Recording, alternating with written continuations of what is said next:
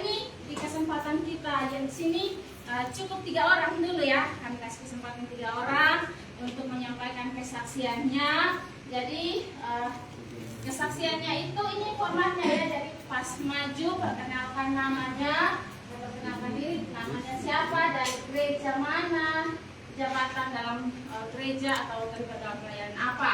Kemudian kesaksian sebelum ikut pelatihan EE ya, khusus dalam hal penginjilan. Bagaimana ya pengalaman kita sebelum ikut dengan pelatihan penginjilan ini. Kemudian pada saat ikut EE, ikut pelatihan, apa pesan dan berkat apa yang kita terima ya selama ikut 4 hari di sini. Apakah sangat membosankan ke ya punya tim sangat membosankan juga ya, galak-galak semua, mungkin paksa kita suruh hafal atau apa, silakan ya. Ada berkat atau ada berkat apa, oh di sini melalui setiap materi-materi ada berkat-berkat yang saya dapatkan atau menambah sesuatu bagi saya dalam pelayanan saya. Nah ini boleh disampaikan. Kemudian boleh kasih kesaksian sedikit juga ya, pengalaman kemarin mulai praktek cerita Injil ya. Kemarin kita sudah mulai cerita sendiri di rumah, entah itu ceritanya lengkap, tidak lengkap, benar atau tidak, pokoknya sudah coba ya. Jadi bisa sampaikan sedikit ya kesaksiannya bagi kami semua. Dan yang terakhir yaitu komitmennya setelah ikut EE, komitmen yang akan diambil itu apa? Apakah mau terus menjadikan bersaksi sebagai gaya hidup, atau mau terlibat juga dengan pelayanan penginjilan EE ya? Mau, tadi sudah dijelaskan ya, ada jenjang-jenjangnya. Ada mau lanjut lagi silakan ya, komitmennya ya itu.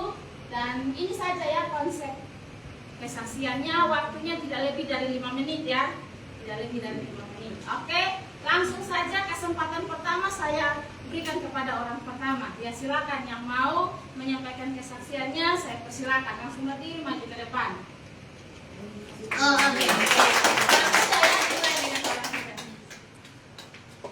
Halo semua. Oke, perkenalkan, nama Pak Od, berasal dari SOE. Terus kita sekarang ada kuliah semester 8, terpuji Tuhan yang sudah di bulan 9. Kita gereja GMIT. Kita ini biasa gereja di diaspora Yunani. Terus tapi lebih suka ikut di GBI. Jadi dia ikut di GBI. Impact di Ruko Belakang. Jadi sebelum ikut ini, kita rasa kalau untuk menginjil itu sesuatu yang menakutkan, karena harus menghadapi orang yang penuh dengan berbagai latar belakang gitu, dan penuh Kristen, tapi kadang bisa membuat kotong untuk menyesatkan kembali kotong begitu. Jadi kita tahu melangkah gimana menginjili, tapi tahu pertama melangkah dari mana dulu supaya bisa memenangkan jiwa begitu. Jadi pas kita ikuti ini, kita mendapatkan sesuatu yang baru, bagaimana untuk memenangkan satu jiwa begitu.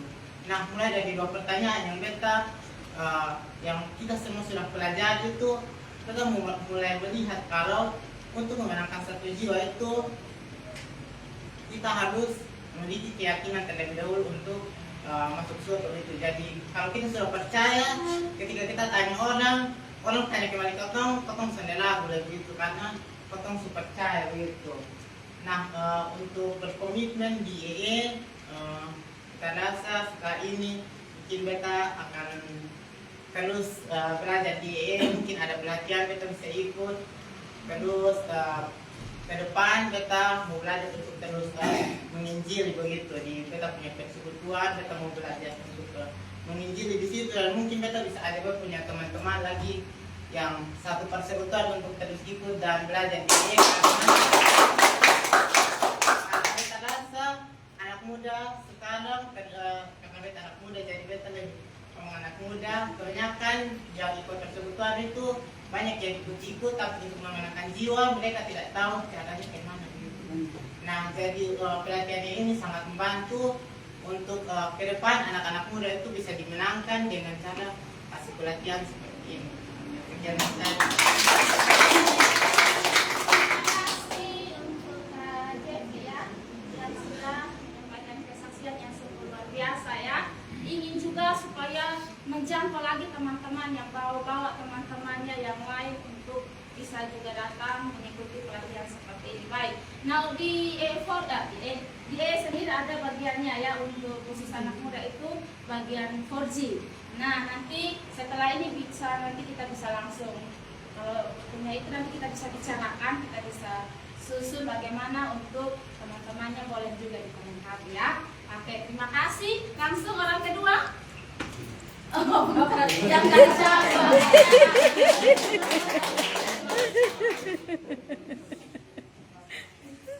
Kasih, salam. Salam. Teman-teman saya,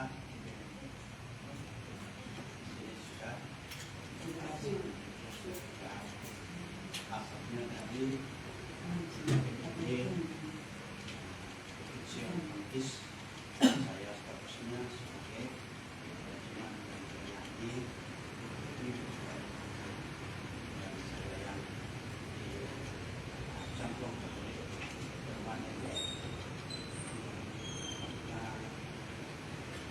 mengikuti kelinci memang betul, artinya cuman amal Tuhan itu sudah memberikan salah satu oleh pendidikan, tetapi dengan adanya pelayanan pendidikan itu kita mengikuti, tapi arahnya atau tujuan yang seminta kita jangan itu ya seperti ya kita orang berdoa.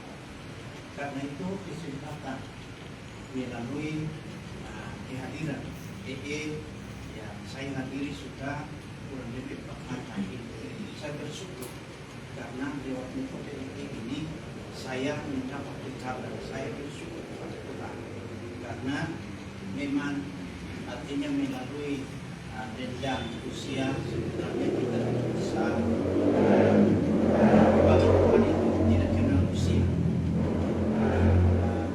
Dan komitmen untuk saya memang betul sudah terima Tuhan Yesus untuk memenangkan jiwa yang saya akan gembalakan, dan itu juga bagi jiwa-jiwa yang saya menangkan untuk saya gembalakan itu, saya percaya bahwa hari ini yang saya dapat pembekalan, saya akan kembali dan praktikkan untuk jiwa-jiwa yang akan saya menangkan lagi sehingga lebih banyak lagi. Dan seterusnya komitmen itu untuk melanjutkan apa yang menjadi persekutuan yang kita bangun, sehingga jiwa-jiwa yang masih tersesat itu kita akan menangkan sehingga hormat kemudian bagi nama Tuhan. Terima kasih. Terima kasih Bapak semuanya. Terima kasih tadi kelompok saya juga ya, jadi kami sudah berbicara program ke depan. Jadi kami sudah ada program ke depannya ya dengan Bapak Pendeta ya. Jadi akan dibuatkan pelatihan juga. Beliau punya kerinduan nanti pulang dan akan mempersiapkan ini. Ada 3 gereja tadi, 3 gereja yang akan dilibatkan dalam pelatihan seperti ini ya di daerah. Jadi kita semua ini adalah mitra doa. Tolong doakan itu terus ya, biar kegiatan di sana boleh dapat Tuhan Yesus berkati Bapak dengan nama sini yang perwakilan 2 orang ya. Kedua orang pulang dan menjadi berkat, memberikan dampak yang luar biasa bagi daerah. Baik, orang ketiga. Mari silakan.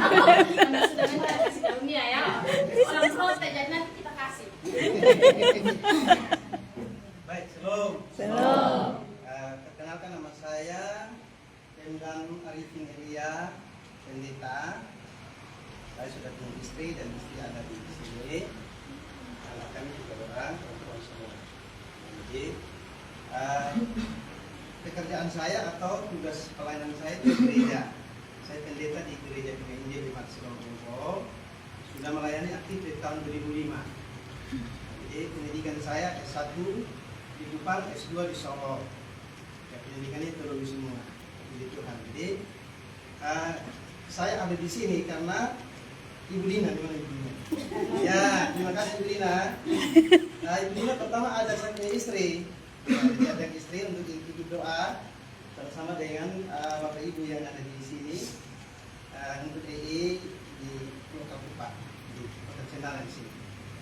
Dan sering ibu pulang sering cerita bagaimana EE, memang kita sudah dengar EE gitu, dan bahkan istri dulu ikut. Kalau saya untuk ikut begini belum pernah. Ya, tapi di gereja saya sudah terlibat dalam berbagai pelayanan, bahkan memimpin bidang pelayanan penginjilan juga. Begitu. Tetapi saya punya kerinduan untuk belajar secara khusus ilmu metode itu seperti apa. Sehingga kita ketika kita melaksanakan pelayanan EE itu, kita tahu dia punya metodenya, jadi kita lakukan itu tidak jangan sampai kaki ke ekor gitu, atau kepala ke ekor tidak bisa. Nah, kita mau ikuti supaya bisa lakukan secara efektif gitu juga dan secara teratur seperti itu. Karena itu saya punya kerinduan.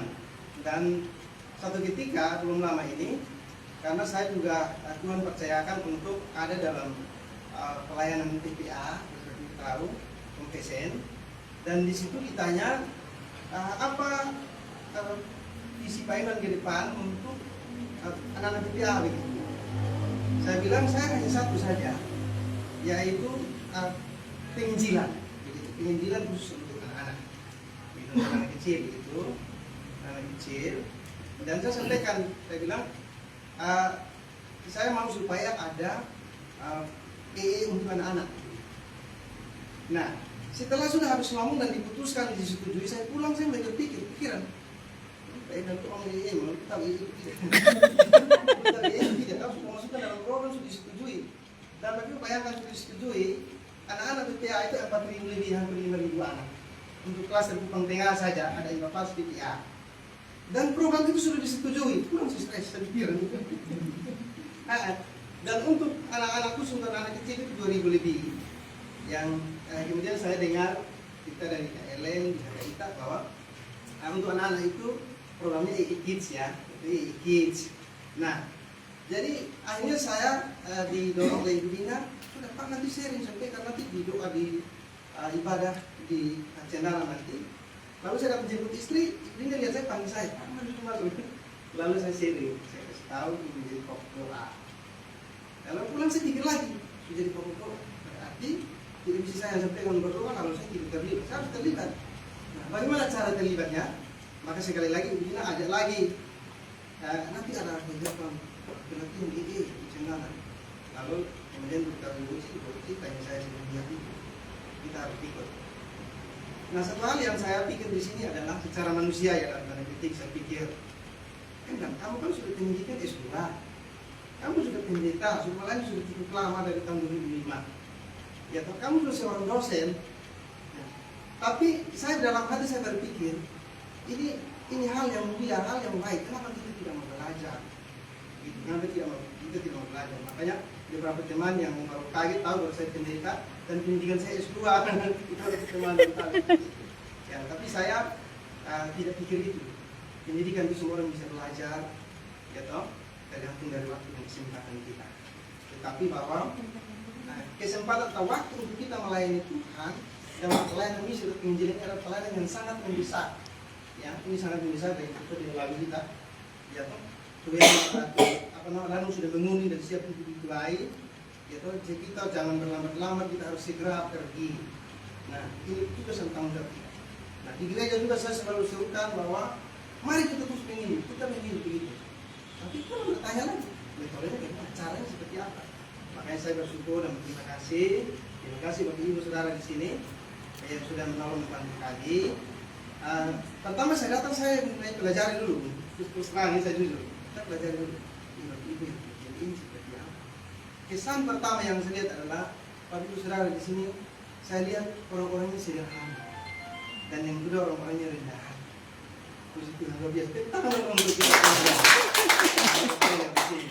Ya, orang-orang yang kebanyakan ibu rumah tangga ini, ya, mereka sederhana. Mereka rendah hati, mereka mau ajar kita semua di tempat ini. Dan ilmu ini mahal bagi saudara-saudara. Ilmu ini sangat mahal. Makanya kami pada hari ini korbankan banyak hal. Ya, kami korbankan banyak hal. Termasuk saya juga korbankan dari pelayanan di beberapa hal, beberapa bagian yang saya harus korbankan. Dalam artian saya harus izin atau tidak melakukan itu. Karena hal ini saya itu sangat penting dan besar. Kita harus tangkap peluang ini karena ada sekian ribu anak yang menunggu yang menanti. Jadi tadi kami di kelompok juga Kak Ellen juga sudah kita sudah sharing dan saya bilang ada beberapa teman saya yang atau PDA yang dia akan sharing termasuk Barat maupun ada di tempat yang lain sehingga nanti ke depan saya bisa sampaikan dalam waktu dekat ini betul pulang saya hubungi supaya mereka masukkan dalam program mereka sehingga bisa diatur waktunya dan juga mereka juga masukkan dalam program sehingga bisa dibuat dalam program yang bisa disetujui untuk bisa diangkatkan karena di Mutia harus semua harus diangkatkan sehingga semua tidak ada exclude. Nah, kesan berikut yang saya alami di sini adalah pertama kesannya ini berefleksi buat saya, pertama refleksi tentang saya belajar begini bahwa justru di sinilah kita belajar untuk mempersiapkan kematian. Ya, mempersiapkan kematian. Karena banyak orang mereka tidak berpikir bahwa hidup ini suatu saat akan berakhir dan berakhir pasti kematian. Jadi sebelum kita menyampaikan Injil atau IE kepada orang lain bicara tentang seandainya gitu, tapi kita sudah harus yakin. Kita juga sudah tahu bahwa kita juga mati, kita sudah pasti begitu.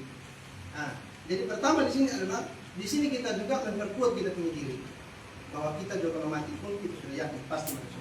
Amin kok. Amin. Nah, baru kemudian yang kedua kita juga harus diberitahu mempersiapkan orang lain manakala kematian itu datang. Itu hal yang saya menjadi refleksi buat saya secara pribadi. Ya. Kemudian yang berikut adalah setelah ini ya saya cerita ya. Saya ikuti komitmennya adalah saya ingin pergi dan bukan hanya berbagi, bukan hanya kemudian mengajak orang supaya ikut terlibat lebih banyak, tapi saya juga rindu terlibat dalam proyek di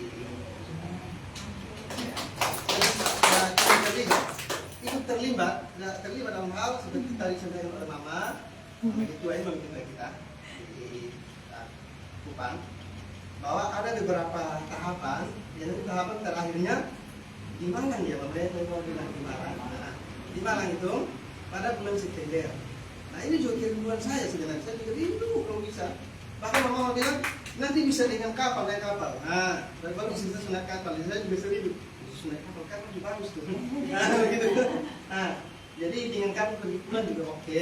Nah ini kerinduan saya.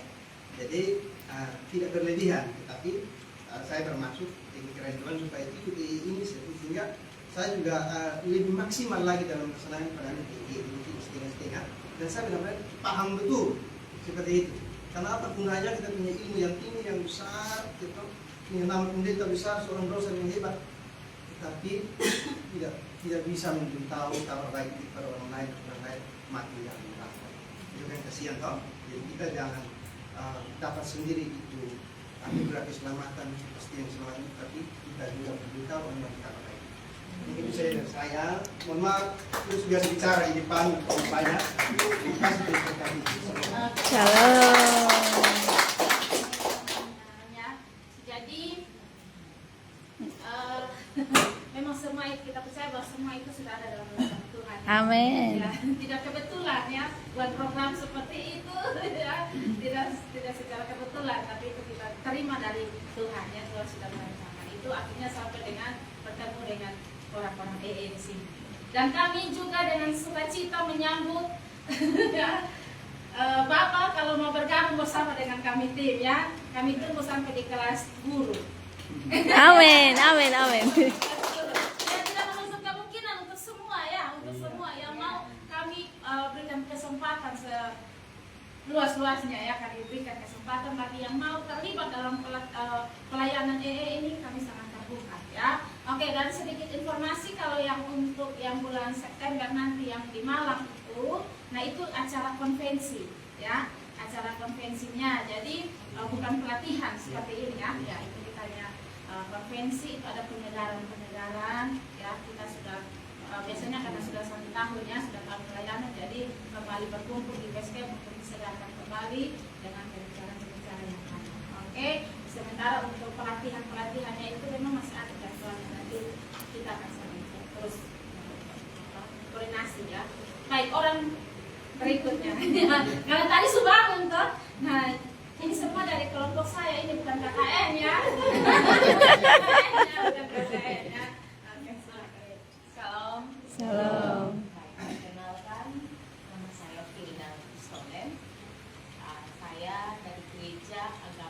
Silo, Rote Balablau. Tapi saya tinggal di Kupang, bayarannya yang di Rote. Saya jabatannya itu juga pendeta. Nah, tadi tempat banyak yang baru tahu kalau pendeta. Dari yang kemarin saya ada temu identitas gitu. Tapi ketahuan juga. Lalu sebelum ikut EE ini pertama kali juga ada di kegiatan EE tentang penginjilan. Karena bagi saya penginjilan itu tugas sama Tuhan. Selain pendeta, itu orang persekutuan doa punya tugas. Jadi yang ada di pikiran saya juga mungkin sebelum ikut EE, ikut sama. Dilihat cara penginjilan itu bagaimana. Itu yang ada dalam pemikiran saya. Tapi setelah pada saat ikut EE, kesan pertama, hari pertama itu mulai goyang sedikit, mulai agak goyang. Itu hampir sedikit dari hari kedua kayaknya mendatang lagi. Tapi begitu ada penjelasan yang sudah meneguhkan saya punya iman lagi, saya putuskan bahwa besok harus gas. Jadi saya pulang, saya suka sharing dengan suami. Jadi suami tanya, "Kemana hari ini?" Saya bilang, ya begitulah. Ada enak, ada bosan, tapi tugas banyak. Karena hafal. Karena saya jujur saya tidak kuat untuk hafal ayat. Saya hanya bisa untuk baca, tapi untuk menghafal ayat-ayat firman itu tidak. Hanya satu ayat firman yang saya ingat, itu hanya Filipi 4 ayat 13. Segala perkara itu yang saya ingat. Karena itu saya punya moto selama pelayanan yang saya pakai. Jadi hanya itu yang saya ingat. Tapi firman-firman yang lain itu saya hanya bisa baca. Dan saya pulang saya tahu bilang, ini berat, ini hafal ayat terlalu banyak, apalagi amati. Jadi saya suami dengar kata amati, dia bilang, apa sih diajar amati? Ini setelah pada saat kita pulang dan itu cerita. Jadi itu sesuatu yang lucu. Jadi saya dijelaskan kasih saya punya suami tentang amati itu. Dan setelah ikut EE, saya merasakan bahwa ternyata betul kita sebagai pendeta pun kami perlu metode penginjilan yang tepat supaya kita itu terarah. Karena kita pendeta nih kebanyakan kita itu fokus dalam program-program, tapi untuk penginjilan itu bukan jadi basicnya kita untuk pergi untuk injil. Orang yang kita tahu adalah pastoral, kunjungi dia dan lain sebagainya. Tapi hari ini ketika saya sampai 4 hari, saya mau belajar betul-betul tentang metode EE. Sehingga saya punya komitmen bahwa selepas dari sini saya mau terus menginjili di mana saja saya berada. Bahkan cerita pengalaman sedikit, tadi malam itu sempat lucu karena pulang kebetulan di rumah ada buka pangkas rambut.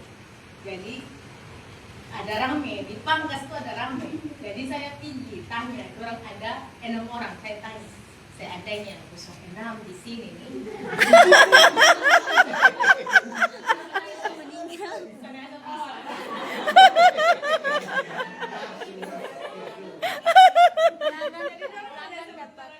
Potong rambut pakai clipper. Saya bilang ini satu hal yang pasti bagi manusia itu apa?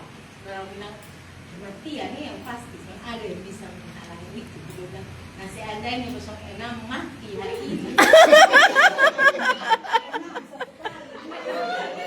Lama-lama orang bisa dulu. Saya yakin sampai masuk surga. Jadi yang 5 mungkin ketong belum mau mati, jangan